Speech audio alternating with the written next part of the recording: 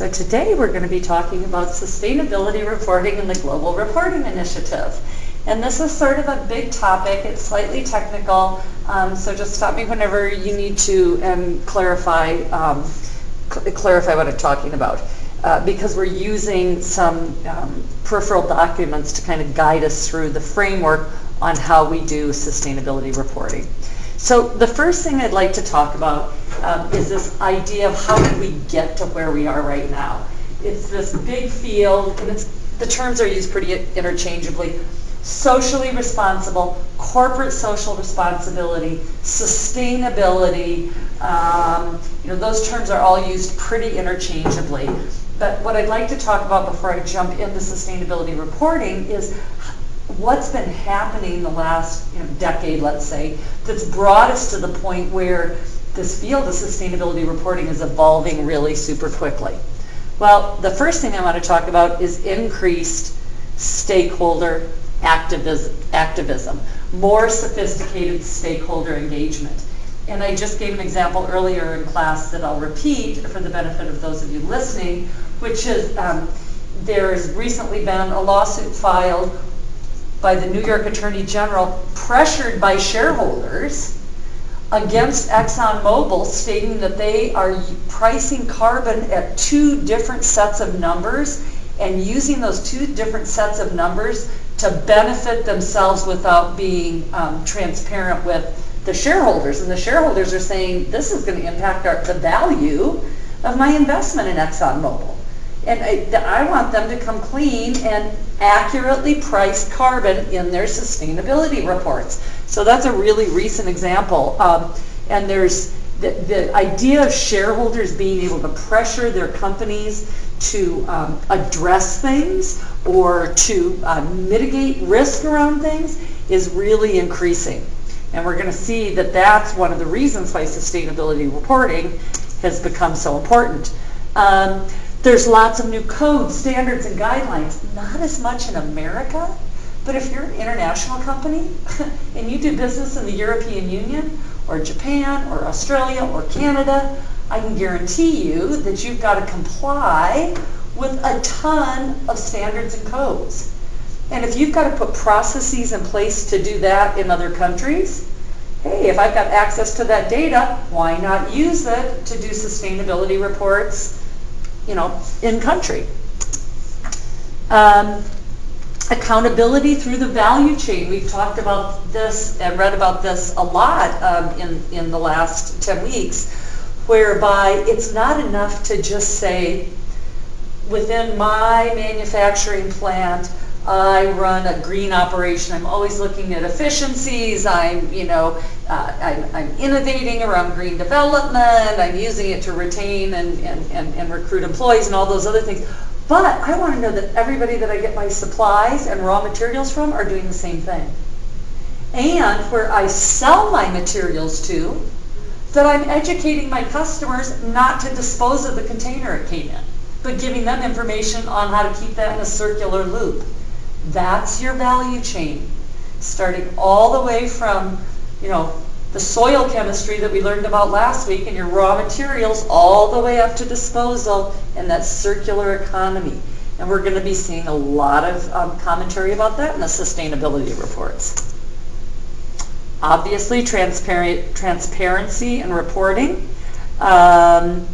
Growing government interest, I just addressed that with the standards and guidelines. Investor pressure and market-based incentives. So a lot of these are mouthfuls, but it's not just the small shareholders, me with my $20,000 in my 401k, probably not that impactful. If I join with 100,000 other people with 20,000 in their 401ks, now we have some impact. But then there's these whole other sets of players called institutional investors. And an institutional investor is something like the entire California Public Employee Retirement System. It's called PERS, P-E-R-S. So they manage the retirement money for all the public employees in the whole states of Cali. They have $50 billion of assets. Holy crap. Is that market pressure? Sure it is. So they've been pressuring for these reports, for this transparency. And of course, we've got the ability to gather data and compile data, and collate data and disperse data. So that's all the part that iTech has given us. Yeah, so these things have all sort of coalesced together to impact this field of sustainability reporting. And it's all going to come down to this last item, which is somewhere in my sustainability report, lots of places. I want data points that show me how being sustainable is paying off in value added, i.e. return on investment, for my company. Because we can all, hug a tree and, fund the local homeless shelter, but like we've been talking about all semester, show me the money. What's the return on investment? That is the bottom line business case. So that's one of the goals of these sustainability reports. Hi. Okay, so the stated purpose of sustainability reporting is to provide information on triple bottom line performance to stakeholders. And I want to just make sure that you're paying very careful attention to the word stakeholder. Those of us that have studied business or accounting are used to hearing about shareholders, but not stakeholders. So let me just say that again. And we'll talk about this more. A shareholder is somebody that owns stock in your company. Stakeholders are anybody that has some potential impact from or impact on the company. So it's not just your shareholders, it's a whole variety of people. And so, and the grandiose goal, or if everything was perfect and we were maximizing shareholder or sustainability reporting, and we're going to see some of these in some of the reports we look at, is to impart inspiring stories of performance that serves to stimulate environmentally benign and socially just business development. So this is the piece of the reporting puzzle that says, don't just dump hundreds of pages of raw, meaningless data. Tell me how you took your greenhouse gas inventory, created a climate action plan, and what you did that inspired your employees to go big, go green, or form, teams that went into the community and interacted. And when we look at some of these reports, I think it's going to be really apparent how they can serve as inspirational launching pads or springboards for other organizations. Okay, this is one of those. Oh God, my eyes are going to glaze over. You don't need to know all this. I just want to show you. Over on the left side are names of some different kinds of bodies that attempted to do or develop frameworks around sustainability. And again, as I said earlier, this is a brand new field. It's basically been around about 22 years, whereas financial accounting has been around for 122 years. So these were all A8000, SA8000, ISO 14000, GRI. These are all groups that wanted to be players in forming the frameworks around sustainability reporting.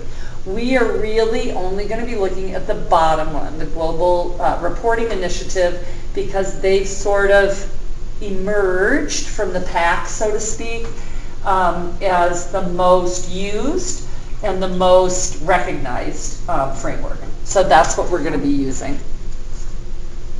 And their scope, as you can see down here, is in public reporting. What does that mean, public reporting? What's a publicly reported company? You don't know? So if you're traded on a stock exchange, you have to prepare and disperse reports.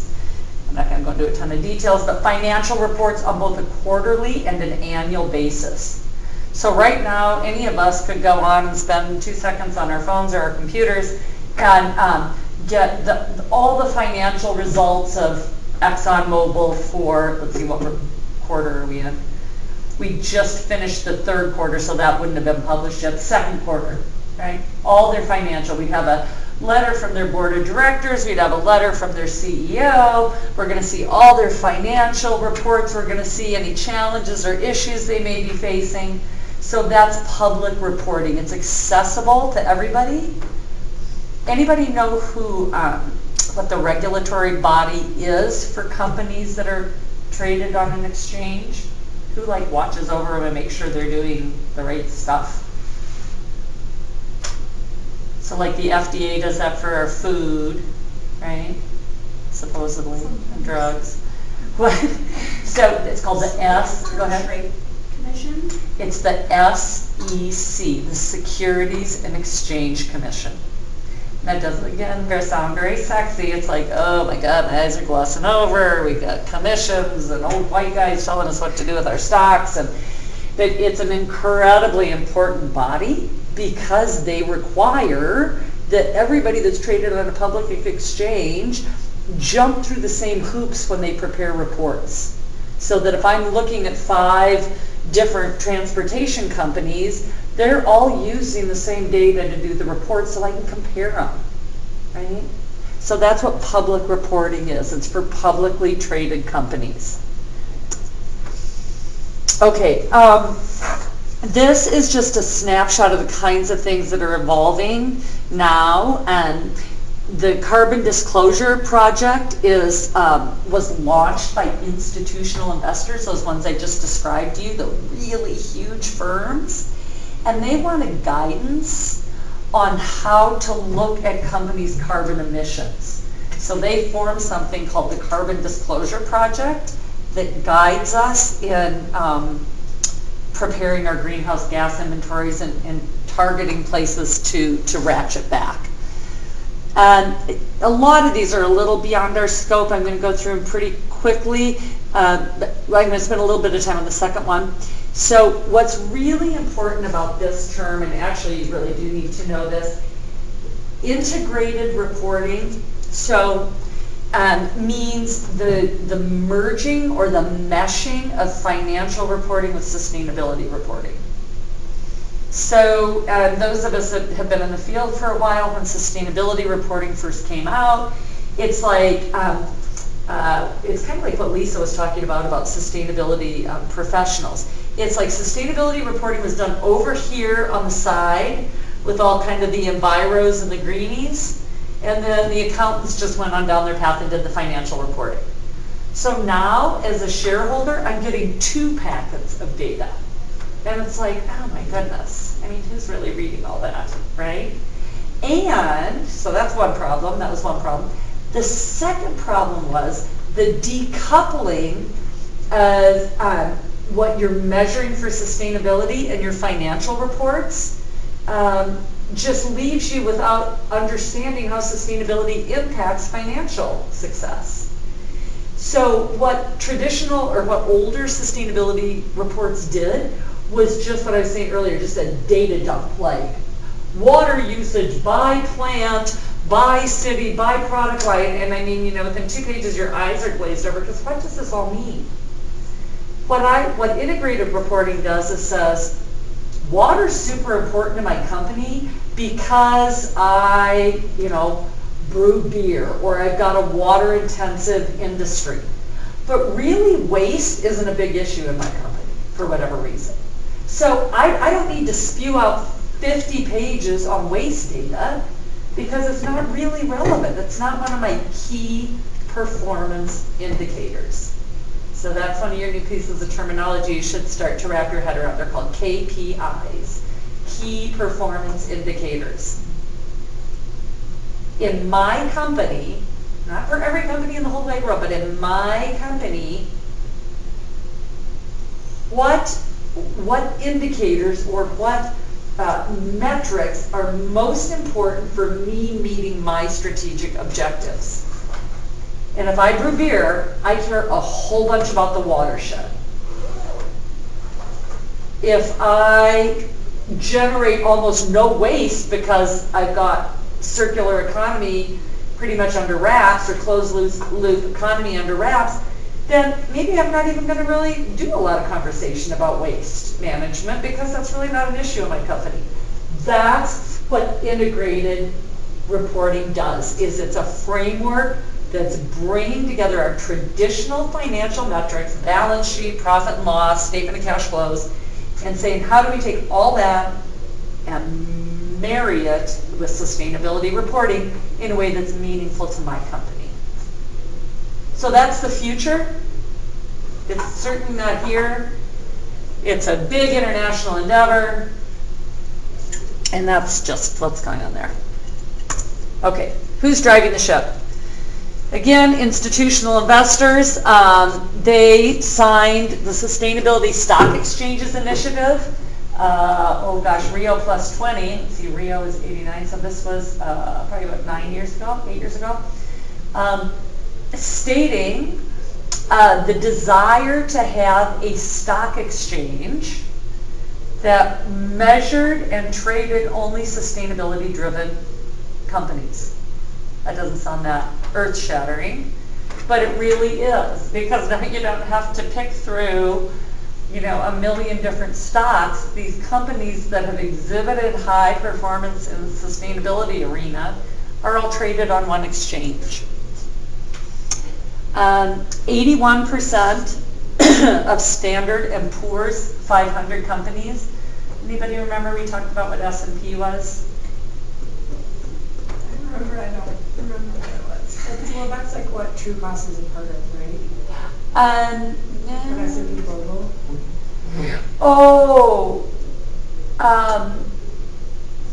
Can you make that connection for me? I think that's what it said in that report, that like True Cost was part of S&P Global. Oh, it was part of the global. Yeah, okay. Yes, probably part of the global index. Just the straight out S&P 500 are the top 500 market capitalized companies in the United States.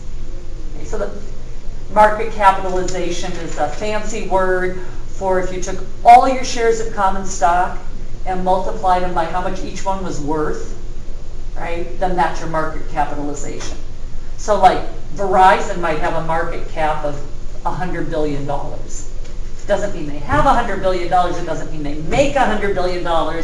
It just means that if today a trading of all their shares were trading at $50 a share, when you did the multiplication, it would be worth $100 billion.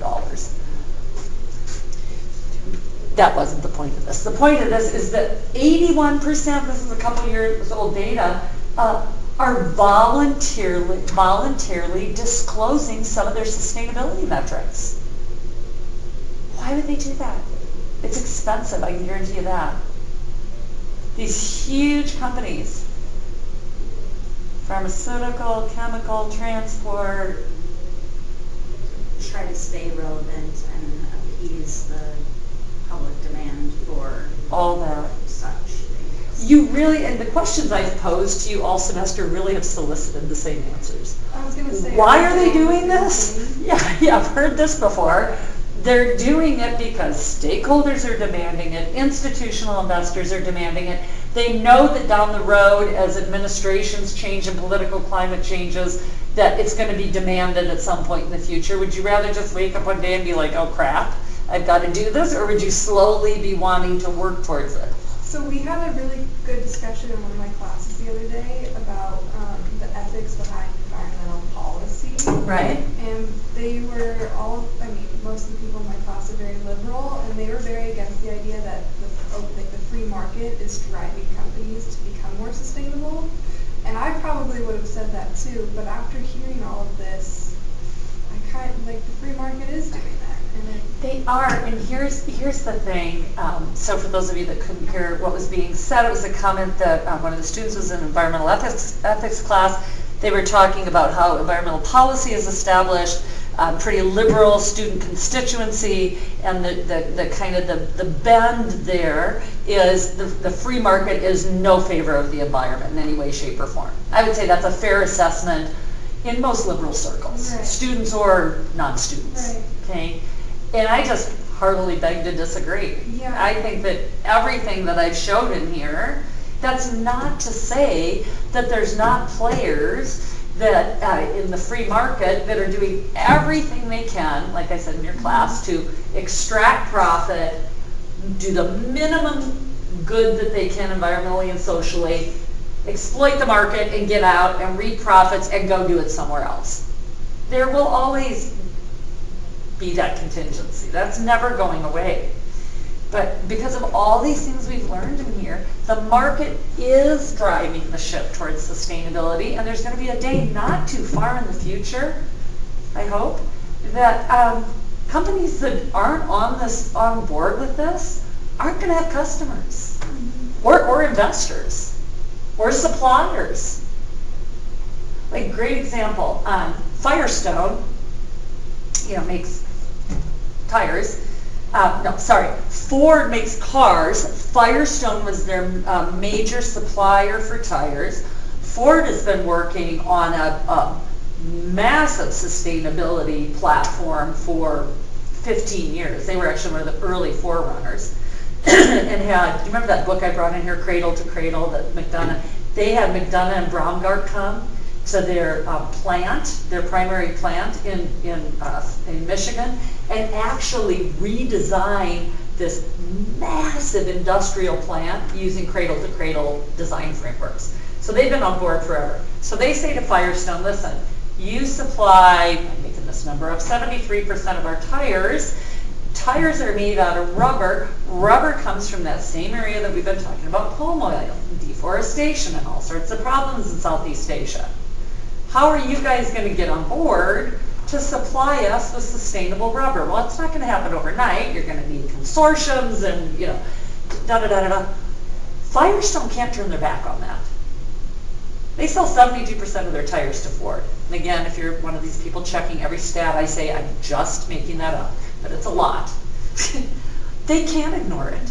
So even that companies maybe don't want to be on board, it's like, you have to be on board. Yeah. So it's been really, that was cool to have a different view just after this class. Good. I would have said the other way. I Good. would have been on the other side. Thanks. Yeah, no, and I think that just illustrates over and over and over and over how we pigeonhole ourselves. We surround ourselves with like-minded people. We read and watch and listen to things that confirm our pre-held views. And then we think that we're open-minded because we're on one side or the other. And it's not just one side or the other that holds is the only ones that has those one-sided views. You really kind of have to open yourself up, I think, on both sides. And then another thing that's really causing change is peer pressure within industry groups. So, for example, Campbell, many of you probably don't know this, is still privately held. The Campbell family still owns Campbell Soup. They've never sold to a consumer products company. They've never publicly traded, blah, blah, blah. Both themselves and Heinz have made lots of progress in the sustainability arena. And so they're pressuring, because these guys and gals all go to the same trade shows and the same conferences and the same, alliances. Hey, when are you going to get on board? Really? You still package in styrofoam? So industry pressure is really a big piece of this too. Okay, so again, GRI, Global Reporting Initiative. So their mission is to make sustainability reporting just status quo, right? This is what every organization in the country, publicly traded organization in the country, does. They were founded in Holland in the 1990s, and they, 30 years ago, in the 1990s, their goal was to, not 30 years ago, 25 years ago, 23 years ago, was to find some sort of reporting guidelines, sustainability reporting guidelines. And we've learned about some of these already, like when we took our baseline for our greenhouse gas inventory, right?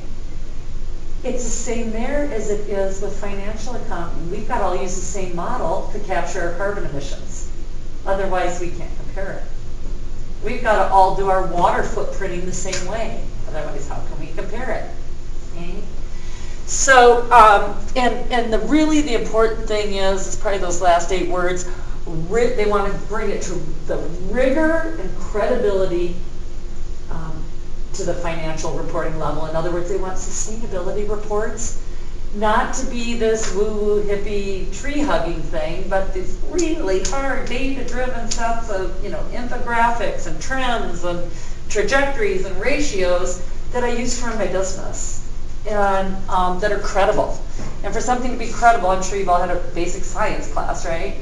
It's got to be verifiable, it's got to be authenticated, it's got to be replicable, right? All those things, that makes it science. That's what makes data authentic.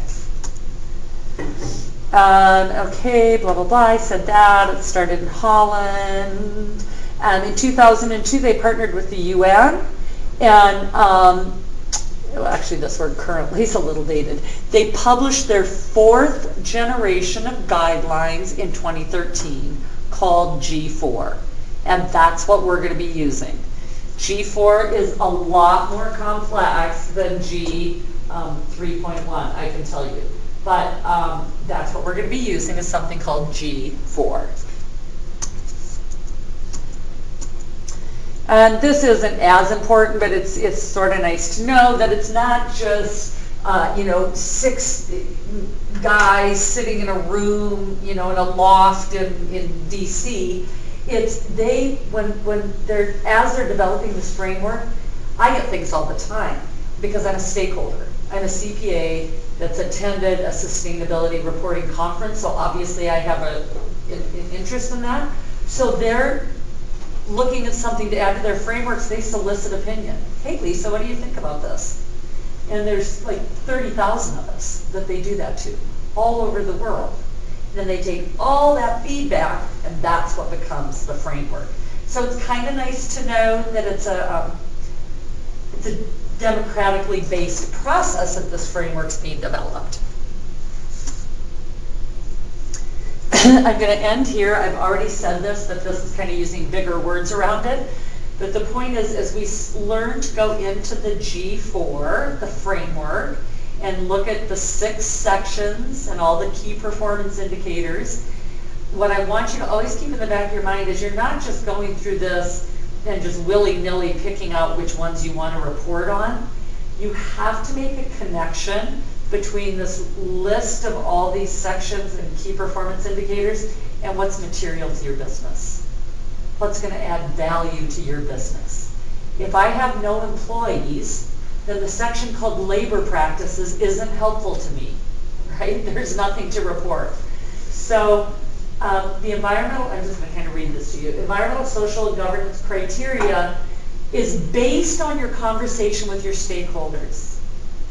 So before I can go out and decide which things I want to report on, I have to get you guys all together, and you're my suppliers, and you're my employees, and you're my community, the mayor of the community I operate in, and you are my customers, and you're my investors. So I've got to get all of you together and be like, what do you want to hear? And I guarantee she wants to hear way different things than you do. So the very first thing, and honestly this took the whole first day of the conference I was at, how do you identify who your stakeholders are with integrity? How do you get them all in the same room? I mean, if I'm a supplier, I'm not interested in flying across the country and sitting in your conference room for 2 days. So you got to get data from them in a way that's meaningful.